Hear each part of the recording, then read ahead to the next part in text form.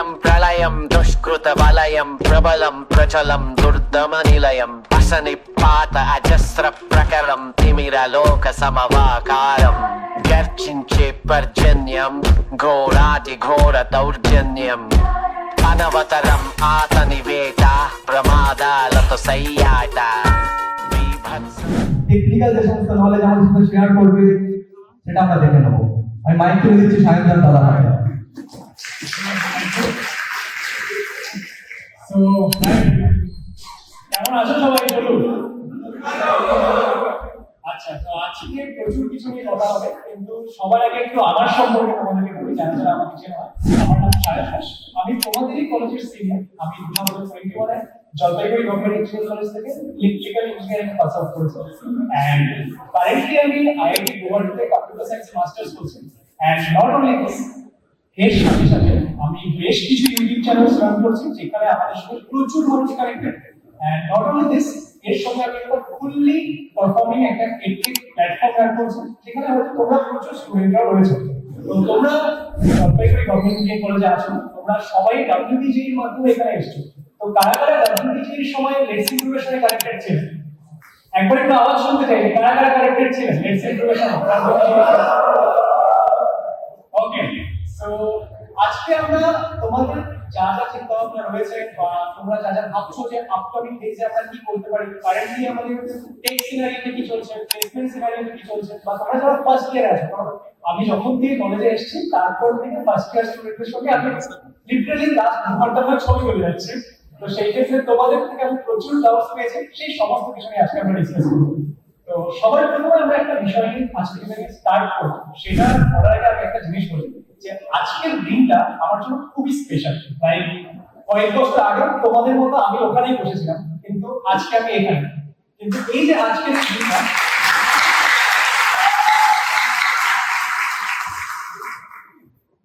এবার আজকে যে আমি এখানে দাঁড়িয়ে রয়েছি, তোমরা আমাকে শুনছো, কয়েক বছর পর হয়তো তোমাদের মধ্যেও কেউ এখানে দাঁড়িয়ে থাকবে, বাকিরা শুনবেন। তো এই দিনটা কিন্তু একদিনে আসেনি, মানে এটার জন্য প্রচুর এফর্টস প্রয়োজন হয়েছে, এবং তার সঙ্গে সঙ্গে একটা জিনিস যেটা আমাকে সবসময় কাজে লাগিয়েছে, সেটা হচ্ছে একটা উইল পাওয়ার, যেটা আমার মাথায় সবসময় ছিল যে ইয়েস, একটা বেটার কিছু করতে হবে। এন্ড তোমরাও কিভাবে সেগুলো করতে পারো আমি অ্যাজ বেস্ট অ্যাজ পসিবল তোমাদেরকে গাইড করার চেষ্টা করব। তো আজকের যে এই সেশনটা, সেখানে আমরা টেকটক নিয়ে কথা বলবো, বেসিক্যালি টেকনোলজিক্যাল বিভিন্ন বিষয়। কিন্তু যেহেতু অ্যাজ এ সিনিয়র বা অ্যাজ এ অ্যাডমিন তোমরা সবাই আমার জুনিয়র, একটু কথাটা নিজেদের মধ্যে রাখা যাক যে দাদা ভাইয়ের কথা হচ্ছে বা দাদা বোনের কথা হচ্ছে। ওকে, তাহলে বিষয়গুলো আরো বেটার হবে। তো স্টার্ট করা যাক। কারেন্টলি আমি যেখানে আছি, কারেন্টলি এই মুহূর্তে আমি আছি হচ্ছে আইআইটি গুয়াহাটিতে। আমি কম্পিউটার সায়েন্সে মাস্টার্স করছি, এখন আমার সেকেন্ড ইয়ার চলছে। রাইট, নেক্সট 6 মান্থে my MBA will be done. So এবার তোমাদের অনেকের মনে চিন্তা থাকবে যে I want to do IIT. তোমরা অনেকে এখন ফার্স্ট ইয়ার জয়েন করছো, তোমরা যেই দিয়েছো, তোমাদের অনেকের টার্গেট ছিল আইআইটি যাওয়া, কিন্তু কোনো কারণে হয়তো হয়নি। তোমরা অনেকে হয়তো ভাবছো না, আমি আইআইটি কোনো সময় যেতেই চাইনি, IIT is not my cup of tea, কারণ আমার সেটা প্ল্যান নয়। বা অনেকে হয়তো তোমরা এরকম প্ল্যান করছো যে ইয়েস, আমি এখন বিটেক করছি জেটিএস থেকে, which is one of the best college of West Bengal, and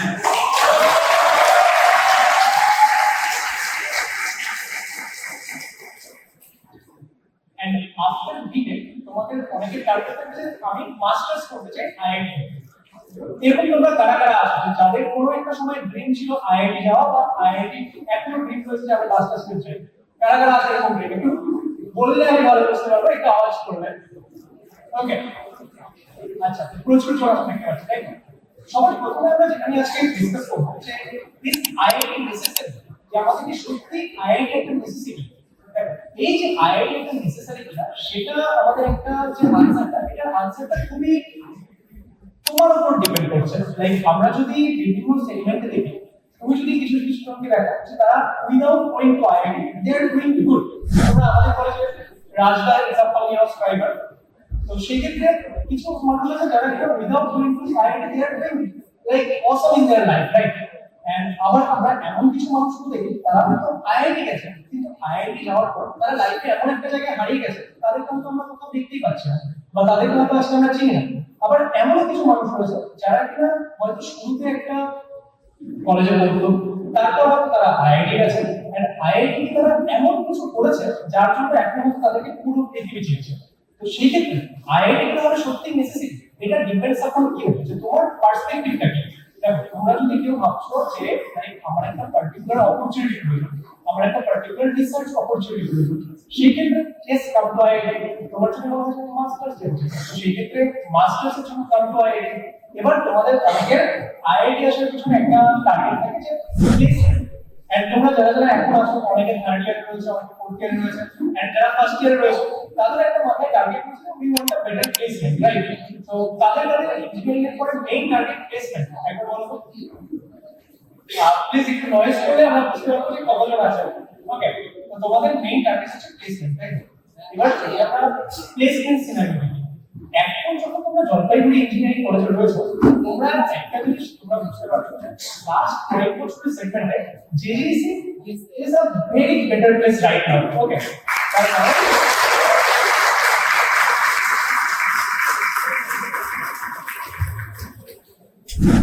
আমি এই কলেজটাকে আমি 2017 এ জয়েন করেছি। ওকে, তার আগেও আমাদের যেহেতু আমার বাড়ি জলপাইগুড়ি, এন্ড তোমরা অনেকে হয়তো মেসে যাবো, এবার আমার বাড়ি যেহেতু একদম কাছে, প্রচুর দাদাদিদিরা থাকতো যারা কিনা আমাদের ওখানে মেস থাকতো। ওকে, তাদের সঙ্গে আমি কানেক্টেড ছিলাম। এন্ড তারপর আমার নিজের 4 বছর, এন্ড তারপরে আমি মানে যেহেতু আমি ডব্লিউবিজি সেগমেন্টে তোমাদেরকে গাইড করছি অনেক বছর ধরে, তো আমি এই কলেজের বিভিন্ন বিষয় সম্বন্ধে একটু ভালোভাবে জানি। লাস্ট কয়েক বছর যদি আমরা দেখি, জেজিসি প্লেসমেন্ট কিন্তু লাইক তোমরা রিল দেখেছো না যে this things day by day, সেরকম JGC placement day by day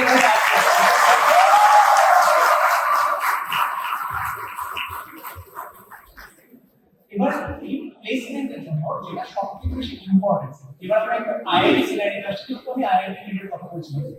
IIT তে প্লেসমেন্ট কিভাবে কাজ করে, যে আজকে 30 নভেম্বর, আজকে আমি তোমাদের সঙ্গে এখানে দেখা করতে এসেছি, 30 নভেম্বর রাত ঠিক 12টা থেকে সমস্ত আইআইটি প্লেসমেন্ট স্টার্ট হয়ে যায়। ওকে, যে রাত 12টা থেকে ডে 0 কাউন্ট করো, 0.1 দেন 0.2 এরকম। তো সেখানে প্রত্যেক 6 ঘন্টা অন্তর বিভিন্ন কোম্পানির টিচারদের প্লেসমেন্টের যে ইন্টারভিউ রাউন্ড হলো, সেই রাউন্ডগুলো চলবে। এন্ড সেখানে আমাদের যে অনলাইন অ্যাসেসমেন্ট হলো, যেটি আমি ইন্টারভিউ দিলাম, তার আগে আমাদের একটা সেশন হয়েছে, তো সেই অনলাইন অ্যাসেসমেন্ট গুলো অক্টোবর থেকে স্টার্ট হয়েছে। এবার তোমরা যদি আসো যে না আমাদের যে আইআইটি সেটা কি একটা marketplace for high entry jobs, তুমি যদি এটার আনসার জানতে চাও, ইয়েস, এটার আনসার হচ্ছে ইয়েস। তুমি যদি আইআইটি আসছো, সেখানে তুমি প্রচুর হাই এন্ট্রি জবস পাবে। বাট স্যার আমি তো এখন জেডিএস তে আছি, তাহলে আমি কি হাই এন্ট্রি জবস পাবো না? এখানেই আমি তোমাদের সিনারিওটা শেয়ার করতে চাই। আমরা যদি এই ইয়ারের সিনারিও নিই, লাস্ট কয়েক বছর ধরে আইআইটি তে প্লেসমেন্টের জন্য স্টুডেন্টদেরকে প্রচুর খাটতে হচ্ছে।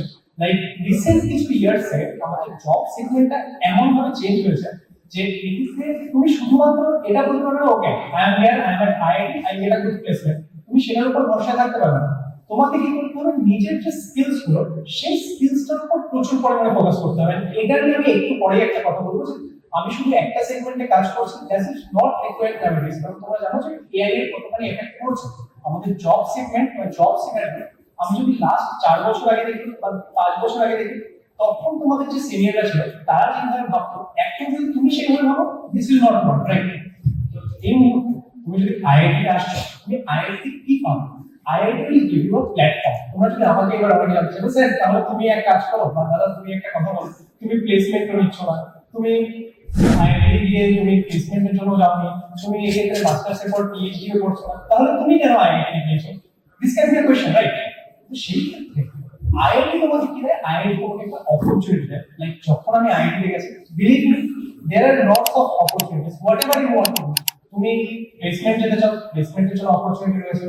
তুমি সেখানে ডান্সে বেটার করতে চাও, ডান্স ক্লাব রয়েছে, তো you have a dance club also, right? আজকে ডান্স ক্লাবের পারফরম্যান্স আছে ওয়েবসাইট। ওকে, তাহলে আমি সেটা দেখে যাবো অবশ্যই। আচ্ছা, তো তুমি যেটা যেটা করতে চাও সেটা কিন্তু প্রচুর অপরচুনিটিস পাবে তুমি আইআইটি তে। ওকে, এবার যেটা কথা বলছিলাম যে কারেন্ট প্লেসমেন্ট সিনারিও, প্লেসমেন্টের জন্য যদি তুমি দেখো, তোমার কিন্তু জলপাইগুড়ি গভর্নমেন্ট ইঞ্জিনিয়ারিং কলেজে তুমি প্লেসমেন্টের যে অপরচুনিটি এখন পাচ্ছ, তোমরা যে একটা ওয়েল কানেক্টেড নেটওয়ার্ক পাচ্ছ, সেটা কিন্তু তোমাকে প্রচুর পরিমাণে হেল্প করবে। এন্ড নাউএডেজ আমি যতখানি জেনেছি যে আমাদের অন ক্যাম্পাস প্লেসমেন্ট খুবই ভালো হচ্ছে, তাই তো? আগের বছরগুলো হবে।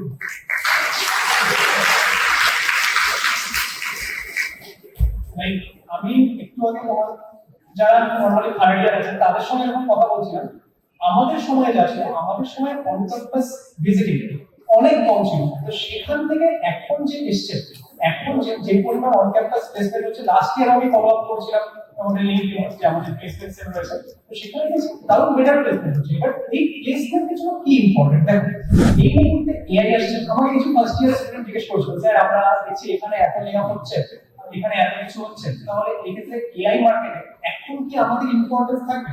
দেখো একটা জিনিস মাথায় রাখে, এআই ইজ ডেঞ্জারাস, কারণ এআই হিউম্যান ওয়ার্ককে অনেকখানি কমিয়ে দিচ্ছে।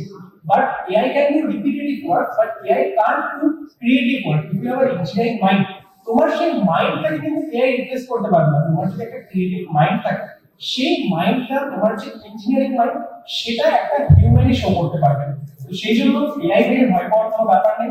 এআই তোমার জব রিপ্লেস করবে না, কিন্তু ইয়েস, তুমি যেটা আমি একটু আগে বলছিলাম যে লাস্ট 5 বছর আগে যদি তুমি দেখো আর এখন যদি দেখো, সেম ভাবে ভাবতে হবে না। এবং এই মুহূর্তে আজকে যেহেতু আমি তোমাদের সঙ্গে একটা টেক টকে এসেছি এবং তোমাদের সঙ্গে বিভিন্ন বিষয় ডিসকাস করছি, আমি তোমাদেরকে একটা সাজেশন দেব যে লাইক এখন তোমরা টি শেপ লার্নিং এ ফোকাস করো। Now what is T shape learning? Like suppose this is T, right? So একটা টি শেপ লার্নিং মডেল এটা আমাদের বলে যে সাপোজ এরকম দেখতে পাচ্ছ যে একটা vertical beam line and then two supporting segments, right? তো সেরকম তোমরা একটা পার্টিকুলার সেগমেন্ট ধরো যেটা তোমরা একদম ডিপলি সেটা তুমি শেখো। This can be any skill. Suppose someone from electronics or electrical, they can take it as a VLSI design. তো সেই ক্ষেত্রে তুমি VLSI করছো, সেটা একটা বেটার জিনিস হতে পারে।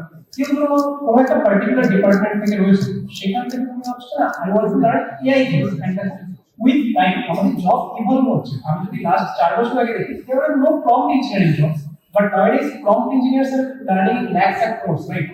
তো সেই ক্ষেত্রে তোমাকে টি শেপ লার্নিং দেখে তুমি একটা পার্টিকুলার স্কিল নাও, সেটাকে তুমি এমন ভাবে শেখো যে সেটাতে তুমি বেস্ট, যে তোমাকে রিপ্লেস করতে সেখানে কেউ পারবে না। এবার সেটা যে কোনো কিছু হতে পারে, সেটা তোমার ফিল্ডের সঙ্গে রিলেটেড হতে পারে, তুমি যেখানে যেই সেগমেন্টে জব করছো সেই সেগমেন্টের সঙ্গে রিলেটেড হতে পারে। তো সেটা তুমি শিখে নাও।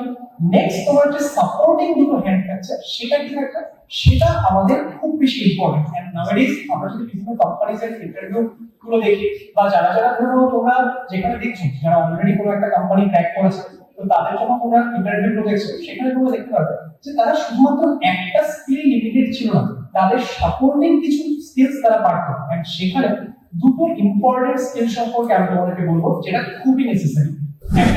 একটা হচ্ছে কমিউনিকেশন স্কিলস। দেখো কমিউনিকেশন ইজ ভেরি ইম্পর্টেন্ট, ওকে?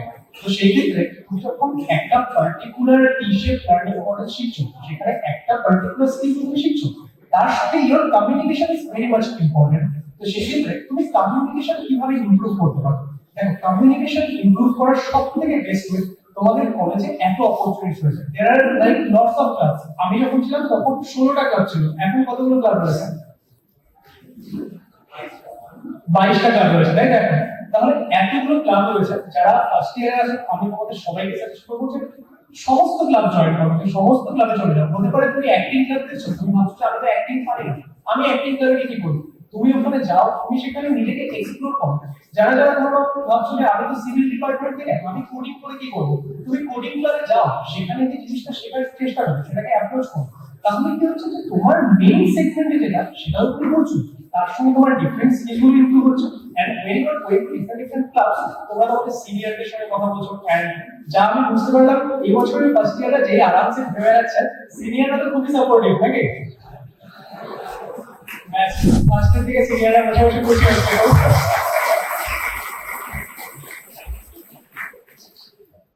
আচ্ছা, এবার যেটা বলছিলাম, কমিউনিকেশন ইমপ্রুভ করার জন্য, কমিউনিকেশন ইমপ্রুভ করার নট ইনস হচ্ছে আমি কারোর সঙ্গে জাস্ট একটা কথা বলা ইনিশিয়েট করতে পারছি। তোমরা দেখবে যে কথা বলা ইনিশিয়েট সবাই করতে পারে। আমি এখন এই কারোর সঙ্গে চলে গেলাম, কি ভালো আছো দাদা, কেমন আছো, কি চলছে, কিন্তু তারপর আর কি বলবো, কারোর কাছে কোনো কথা নেই। তো সেই যে কথাটাকে আমাকে এগিয়ে নিয়ে যেতে হবে, বা কিভাবে আমি কথাটা এগিয়ে নিয়ে যাবো, সেটা তোমার কমিউনিকেশন স্কিলের উপর ডিপেন্ড করবে, ওকে? এন্ড আজকে যে এই সেগমেন্টটা, ঠিক আছে, সেখানে যখন আমাদের টিমের সঙ্গে কন্ট্যাক্ট করা হয়েছিল সৃষ্টি টিমের তরফ থেকে, তখন আমি ভেবেছিলাম ওকে আমি 30 তারিখ যাচ্ছি, তার জন্য আমি একটা দারুণ কিছু স্ক্রিপ্ট বানাবো, ঠিক আছে, পুরো একদম স্ক্রিপ্ট রেডি করে নিয়ে যাবো, এন্ড সেগুলো দিয়ে কথা বলবো।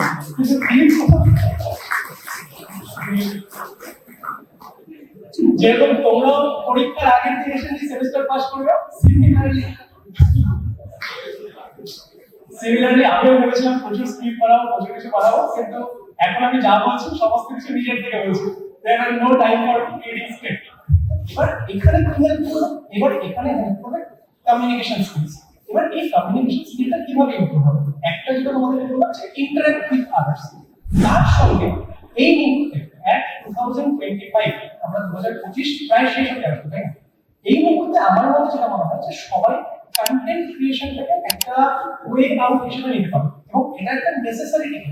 কন্টেন্ট ক্রিয়েশন মানে এটা নয় যে আমাকে বড় ইউটিউবার হতে হবে, আমার এটা নয় যে আমাকে বড় ইনস্টাগ্রাম চ্যানেল থাকতে হবে, বাট তুমি যখন একটা কন্টেন্ট ক্রিয়েট করছো সেখানে তোমার কমিউনিকেশন স্কিল দারুণভাবে ইমপ্রুভ হবে। সেই কন্টেন্টটা তুমি প্রথমে একটা ভিডিও বানালে, একটা দুটো করে এভাবে 100টা ভিডিও, এরকম তোমরা জানি আমার কত ভিডিও তোমরা দেখেছো। তো সেই ক্ষেত্রে আমি যখন ফার্স্ট ভিডিও বানিয়েছিলাম সেখান থেকে আজকে যখন আমি ভিডিও বানাচ্ছি সেখানে তোমরা দেখতে পাবে 28% পার্থক্য। এইভাবে তোমরা তোমাদের কমিউনিকেশন স্কিলটাকে ইমপ্রুভ করতে পারো। তাহলে we are focusing on T shape learning, and সেখানে আমরা একটা মেইন স্কিলের উপর কাজ করছি।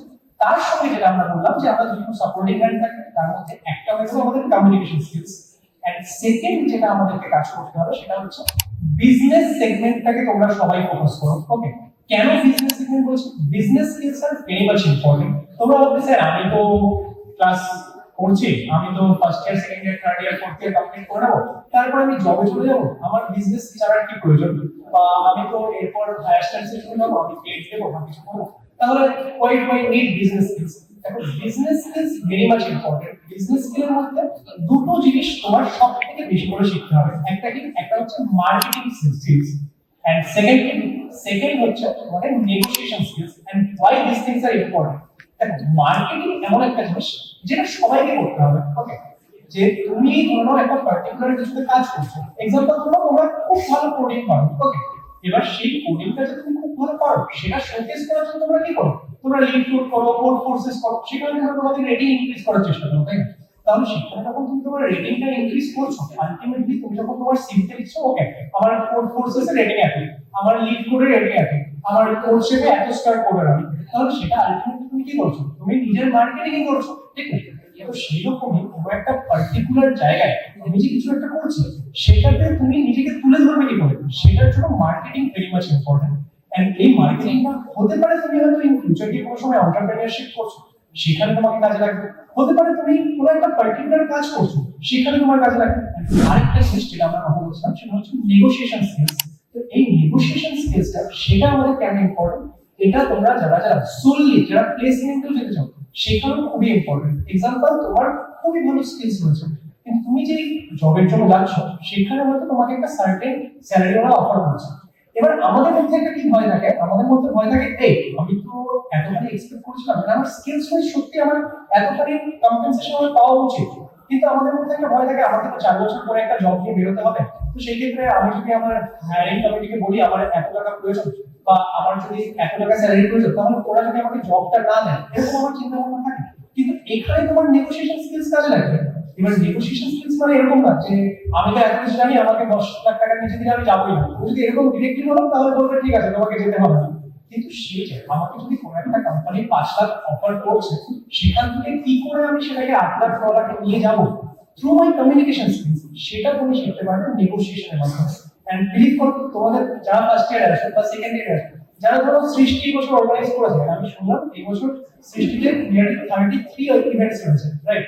তো তোমরা যারা পার্টিসিপেট করেছো, এই যে এতগুলো ইভেন্ট ম্যানেজ করা, তার জন্য নিশ্চয়ই প্রচুর স্পন্সরস এর প্রয়োজন হয়েছে।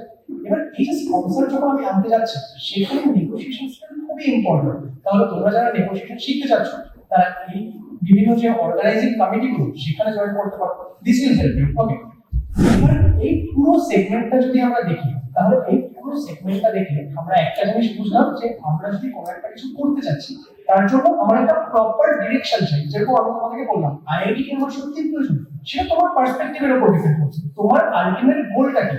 তুমি যদি ভাবছো আমি এই ডিরেকশনে যাবো, সেটাতে যদি আইআইটি তোমাকে হেল্প করতে পারে, কাম টু আইআইটি। যদি তোমার মনে হচ্ছে না এটার জন্য আমার প্রয়োজন নেই IIT, then don't go to IIT, তাই না? সিমিলারলি আমরা টি-শেপ লার্নিং এর কথা বলছিলাম, সেখানে আমরা একটা স্কিলকে খুব ভালো করে শিখছি, তার সঙ্গে সাপোর্টিং কিছু আমরা স্কিল শিখছি। কিন্তু এবার তোমাদের থেকে অনেকের কথা আসলো স্যার আমি এত কিছু বুঝলাম, এটা করবো ওটা করবো, কিন্তু করবোটা কখন? আমি তো সকালবেলা মোবাইল খুলি, সকালবেলা 7টায় উঠে মোবাইল খুলি, রিচার্জ চালাতে 9টা বেজে যায়, তাই না? তাহলে আমি জিনিসটা করবো। এখানে টাইম ম্যানেজমেন্টটা খুব ইম্পর্টেন্ট হয়ে যায়। টাইম ম্যানেজমেন্ট নিয়ে কার কার সমস্যা আছে? দেখতে পাচ্ছেন আমি লাইট বলছি, একটু আওয়াজ করে দেখি। টাইম ম্যানেজমেন্টে আমারও সমস্যা আছে। ওকে, তো সেই সমস্যাগুলো আমরা কিভাবে দূর করতে পারি, আমি কিভাবে হ্যান্ডেল করি, সেটা একটু তোমাদের সঙ্গে শেয়ার করার চেষ্টা করি। দেখো, এই মুহূর্তে তোমরা যদি আমার সম্পর্কে বলো, আমার প্রচুর কাজ থাকে। সিমিলারলি ধরো কলেজে নিজের এমটেকে পড়াশোনা রয়েছে, তার সঙ্গে ইউটিউব চ্যানেল হ্যান্ডেল করা, তার সঙ্গে বিজনেস হ্যান্ডেল করা, এই সমস্ত কিছু আমাকে একটা সেগমেন্টের মধ্যে দেখতে হবে। ইয়েস, আমাদের একটা বড় টিম রয়েছে, তারাও বিভিন্ন কিছু দেখে, কিন্তু তার সঙ্গে আমাকে তো সমস্ত কিছু ম্যানেজ করতে হবে। তাহলে এখানে টাইম ম্যানেজমেন্টটা খুবই একটা ইম্পর্টেন্ট বিষয় হয়ে গেল। তাহলে টাইম ম্যানেজমেন্টের জন্য তোমাদের যেটা করতে হবে সেটা হচ্ছে যে তোমরা এরকম ভাববে না যে আমি এখন এটা করবো, অপর ওটা করবো।